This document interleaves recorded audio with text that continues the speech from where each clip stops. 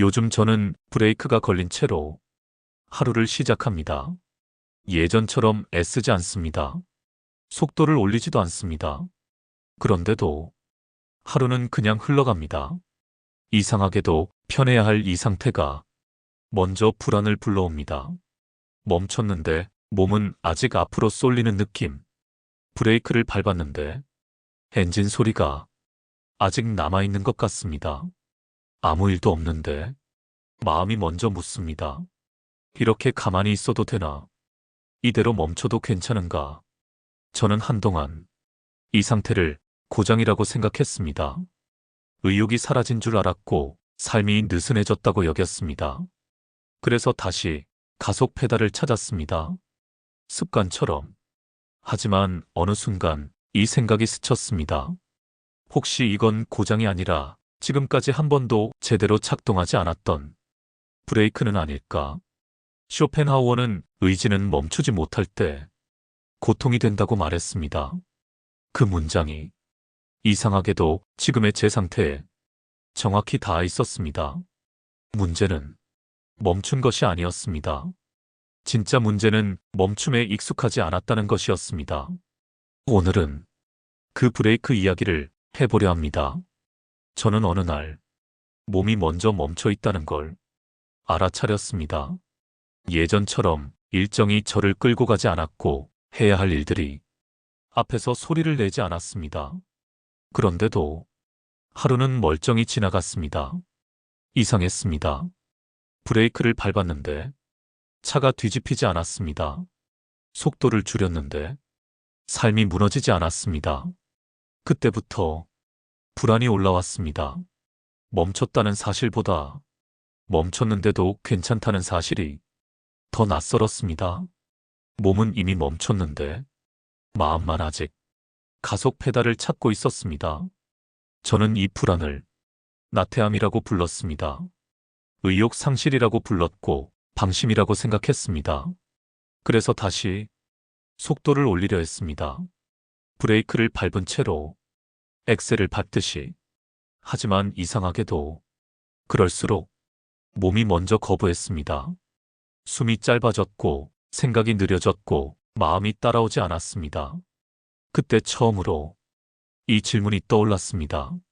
혹시 나는 멈춘 게 아니라 이미 너무 오래 달려온 건 아닐까?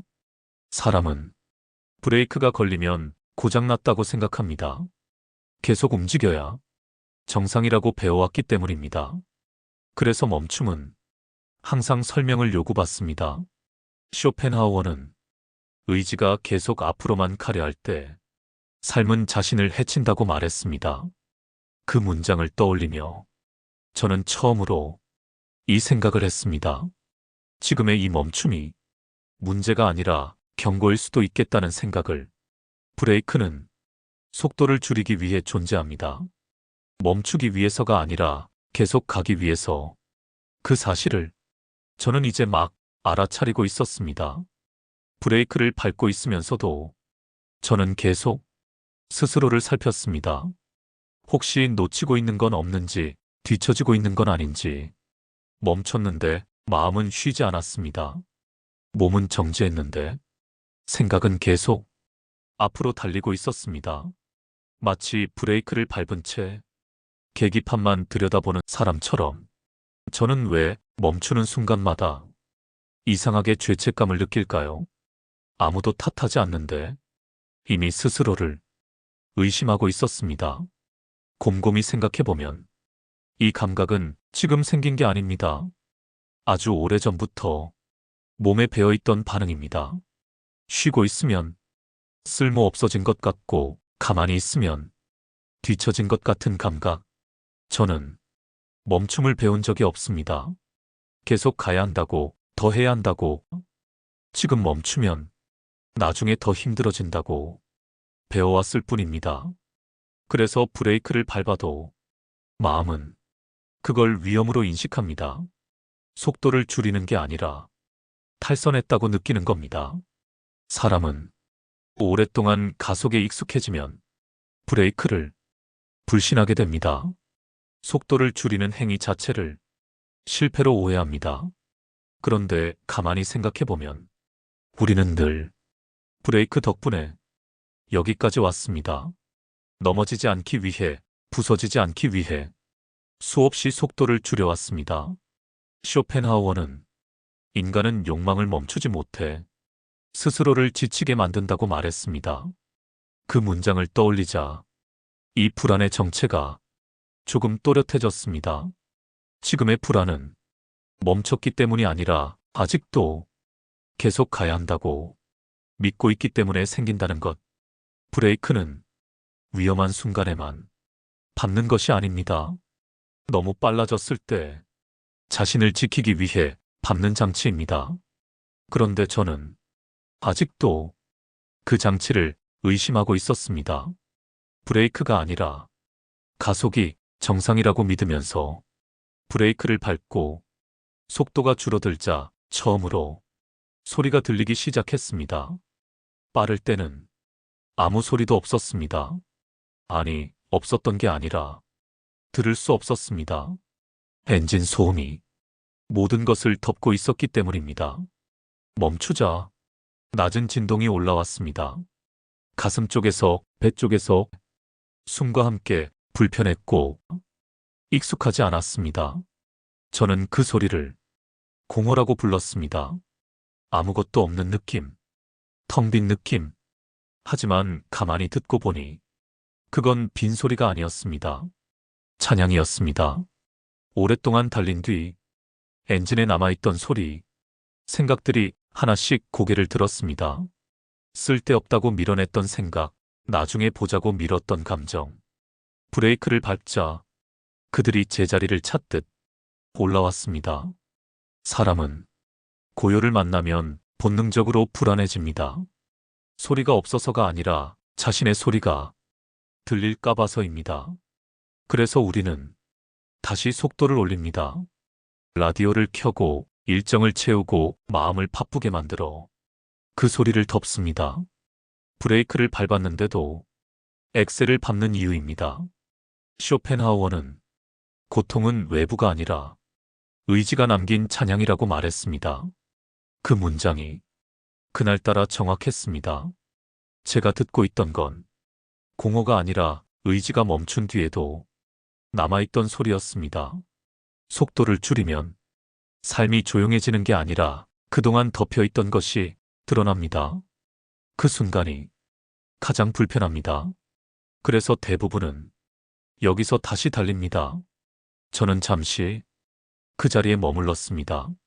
브레이크 위에 발을 올린 채 그 소리를 끝까지 듣기로 했습니다. 속도를 줄인 삶은 비어있지 않았습니다. 다만 이제야 제 소리를 내고 있었을 뿐입니다.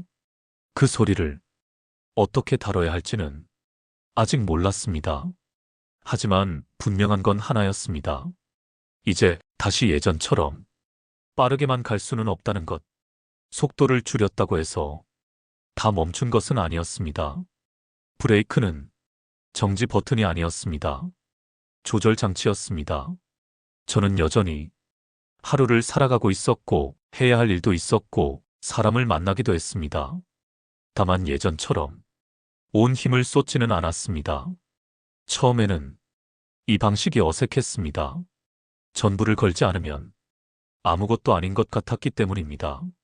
절반의 힘으로 사는 삶이 불완전하게 느껴졌습니다. 하지만 몸은 이 리듬을 알아보고 있었습니다. 숨이 깊어졌고 생각이 덜 흩어졌고 하루의 끝이 예전만큼 무겁지 않았습니다. 저는 그때 이 깨달음에 닿았습니다. 그동안 저는 속도로 나를 증명해 왔다는 사실, 얼마나 빨리 가는지로, 얼마나 열심히 사는지를 판단해 왔다는 사실. 그래서 브레이크를 밟으면 내가 사라지는 것 같았습니다. 속도가 줄어들면 나의 가치도 함께 줄어드는 느낌. 사람은 자신의 가치를 속도에 묶어두면 멈출 수 없게 됩니다. 속도를 줄이는 순간 자신이 무너진다고 착각하기 때문입니다. 아르투어 쇼펜하우어는 의지는 채워질수록 더 많은 것을 요구한다고 말했습니다. 그 문장은 이 장면을 정확히 찔렀습니다. 속도를 줄이지 않으면 의지는 끝없이 더 빠른 가속을 요구합니다. 브레이크를 밟은 채 살아간다는 건 아무것도 하지 않는다는 뜻이 아닙니다. 모든 것을 전부로 하지 않겠다는 선택입니다. 저는 이제 필요한 만큼만 힘을 씁니다. 모든 순간에 최선을 증명하지 않습니다. 그 선택이 삶을 가볍게 만들고 있었습니다.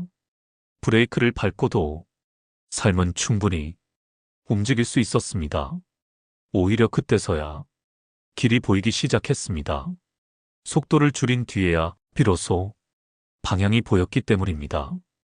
브레이크를 밟고 있는 시간이 길어지자 이상한 감각이 찾아왔습니다.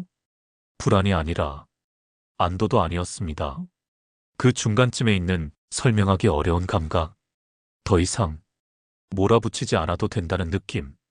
예전에 저는 멈추면 모든 것을 잃는다고 믿었습니다. 기회도, 의미도, 나 자신도. 그래서 멈춤은 언제나 포기와 같은 말이었습니다. 하지만 지금은 조금 다르게 느껴집니다. 브레이크를 밟은 채로도 나는 여전히 여기 있다는 사실, 사라지지 않았고 무너지지도 않았다는 사실. 저는 이 감각을 몸으로 먼저 알았습니다. 아침에 일어날 때 가슴이 덜 조였고 하루가 끝날 때 자책이 줄어들었습니다. 삶이 나를 밀어붙이기보다 옆에 앉아 있는 느낌. 사람은 멈추는 순간 가장 두려운 생각을 합니다. 이대로 끝나는 건 아닐까? 다시 시작하지 못하는 건 아닐까? 그래서 다시 가속 페달을 찾습니다. 아직 달릴 수 있다는 걸 증명하고 싶어서. 하지만 그 증명은 대부분 자신을 소모시키는 방향으로 흘러갑니다. 쇼펜하우어는 포기하지 못하는 의지가 가장 집요한 고통을 만든다고 말했습니다. 그 문장은 멈춤을 두려워하던 제 마음을 정확히 찔렀습니다. 놓지 못해서 괴롭고 계속 가려 해서 더 지치는 상태. 브레이크는 패배의 표시가 아닙니다. 더 이상 의지에 끌려가지 않겠다는 선언에 가깝습니다. 저는 이제 모든 것을 끝까지 쥐지 않습니다. 필요 없는 긴장, 이미 지나간 기대, 나를 소모시키는 속도, 그것들을 조금씩 내려놓자 삶이 나를 밀지 않았습니다. 함께 가고 있었습니다. 브레이크를 밟았다는 사실이 이제는 부끄럽지 않습니다. 오히려 살아있기 위해 선택한 감각처럼 느껴집니다. 멈춤은 끝이 아니었습니다. 이제야 나에게 맞는 속도를 찾고 있다는 신호였습니다. 이제 저는 브레이크 위에 발을 올린 채 하루를 보냅니다. 완전히 멈추지도 않고 다시 전속력으로 달리지도 않습니다. 그 중간 어딘가에서 삶은 생각보다 잘 흘러갑니다.